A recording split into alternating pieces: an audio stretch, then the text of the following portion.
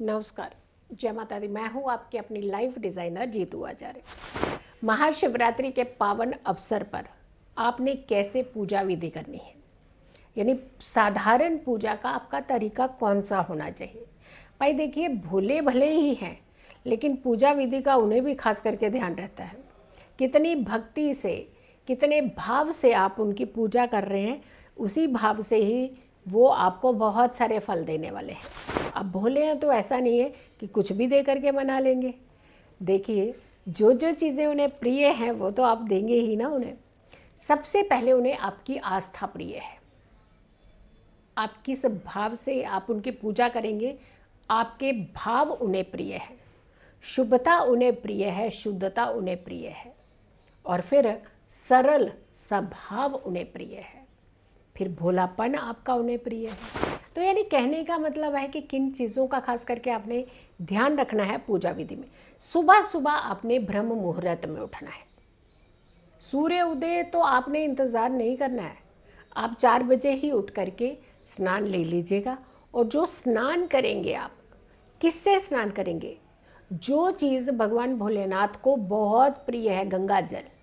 गंगा जल की कुछ बूंदें डाल करके जल में उससे स्नान लीजिएगा, ताकि आपकी देह शुद्धि भी हो और आपकी आंतरिक शुद्धि भी हो, आपके विचारों की शुद्धि भी हो और आपके शारीरिक कष्ट भी दूर हो। तो शिवरात्रि के दिन यानी 8 मार्च को जो आपने स्नान लेना है, वो गंगा जल की कुछ बूंदें डाल करके ही स्नान लेना है। उसके बाद आपने संकल्प लेना है माँ पार्वती का और भगवान भोलेनाथ का ध्यान करते हुए व्रत का, यानी जहाँ पहला पड़ाव आपका व्रत का शुरू हो जाएगा। वैसे तो आपकी देह शुद्धि के साथ ही पहला पड़ाव शुरू हो जाता है। तो आपने संकल्प लेना है व्रत का। अब व्रत का संकल्प लेना है, कैसे लेना है? ऐसा नहीं है कि व्रत रखा है तो इसको आवाज़ें लगा रहे हैं, व्रत रखा है तो घर में किसी के नुक्स निकाल रहे हैं, व्रत रहा है तो किसी के बुरे विचार जो हैं वो आप अपने माइंड में ला करके किसी दूसरे को आहत करना चाह रहे हैं। व्रत का मतलब ये नहीं है कि आपने ये नहीं खाया तो आपने व्रत रख लिया। आपकी इंद्रियों के ऊपर आपका वश, आपका कंट्रोल ये होना चाहिए, वो व्रत है। किसी को अपशब्द नहीं बोलना, वो व्रत है। तो ये सारी चीज़ों का, सावधानियों का आप ध्यान भी रखें।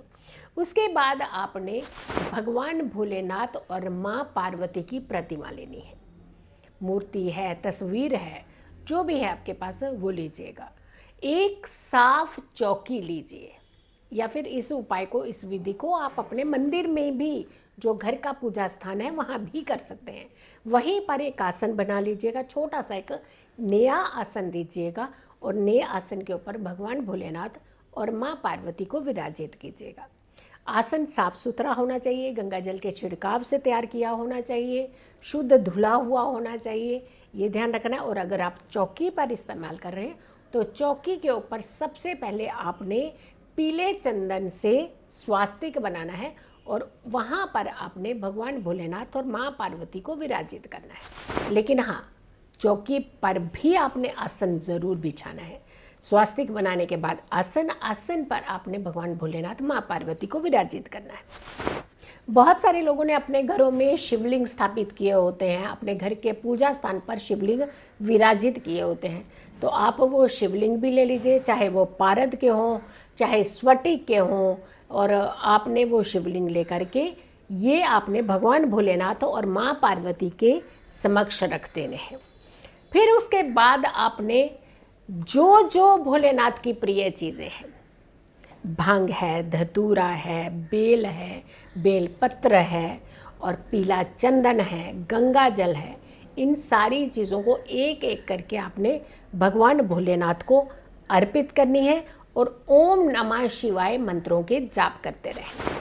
फूलों की माला अर्पित करनी है, बेल के पत्तों की माला अर्पित कर सकते हैं।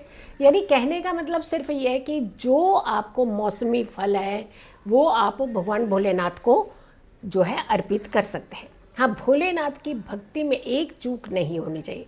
कहते हैं कि केतकी का फूल, बहुत सारे फूल आप अर्पित कर सकते हैं, लेकिन केतकी का फूल भगवान भोलेनाथ को अर्पित नहीं करना चाहिए। इसके अलावा आप बाकी फूलों का इस्तेमाल कर सकते हैं और भगवान की आराधना मंत्र ओम नमः शिवाय ये कॉन्टिन्यूशन में आपको अपने कंठस्थ रखना चाहिए। महामंत्रों का जाप आपको करते रहना चाहिए। घर में भक्तिमय माहौल होना चाहिए। माँ पार्वती की आराधना करनी चाहिए। इनफैक्ट आप माँ पार्वती और भगवान भोलेनाथ को वस्त्र, नव वस्त्र जिसे हम कहते हैं नया वस्त्र भी अर्पित कर सकते हैं। तो इस तरीके से आपने अपने घर में पूजा अर्चना करनी है। उसके बाद आरती और मंगल गान के बाद आपने जो प्रसाद अर्पित किया है उसका प्रसाद का वितरण आपने सबको करना है। यानी घर के सारे सदस्य प्रसाद का सेवन ज़रूर करने चाहिए। अब ये सेवन बहुत सारे लोगों ने व्रत रखा होता है उस समय नहीं करते हैं, बहुत सारे निर्जल व्रत भी रखते हैं, बहुत सारे फलाहार व्रत रखते हैं। तो आप ये जब व्रत का पारण कर लेते हैं अपना प्रसाद हिस्से का रख लीजिएगा, तो ये प्रसाद आप अगले दिन सुबह भी खा सकते हैं। अखंड ज्योत कहते हैं कि रात्रि, पूरी रात्रि अगर आप भगवान भोलेनाथ के समक्ष अखंड ज्योत जलाते हैं तो आपके जीवन में अखंड सौभाग्य की वृद्धि होती है, खुशियाँ आती हैं और घर के जितने भी कष्ट होते हैं वो दूर होते हैं, आपके जीवन का अंधेरा दूर होता है। तो आपको अखंड ज्योत इस दिन, इस रात्रि में ज़रूर भगवान भोलेनाथ के आगे जलानी चाहिए, प्रज्वलित करनी चाहिए। तो ये आपका पूरा विधि विधान रहता है। लेकिन बहुत सारी चीज़ें होती हैं जो आपने भगवान भोलेनाथ को अर्पित की हैं, तो उन चीज़ों को आप क्या करना चाहिए। जैसे बेलपत्र है, बेल का फल है और इन सारी चीज़ों को, फूल मालाएँ हैं, उन सारी चीज़ों को आपको क्या करना चाहिए।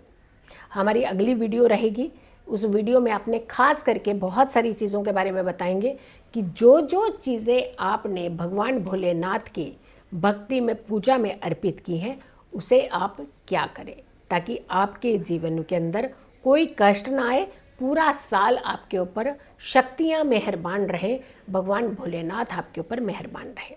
सो वीडियो को ज़्यादा से ज़्यादा लोगों तक ज़रूर पहुंचाइएगा। अगर चैनल सब्सक्राइब नहीं किया तो ज़रूर कीजिए, वीडियो शेयर कीजिए और मेरी आने वाली हर वीडियो को ज़रूर देखें। खुश रहे, स्वस्थ रहे, पॉजिटिव रहे। पॉजिटिव रहते हैं तो हर समस्या से हम दूर रहते हैं। जल्दी हाजिर होंगे एक अच्छी वीडियो के साथ। तब तक के लिए नमस्कार, जय माता दी।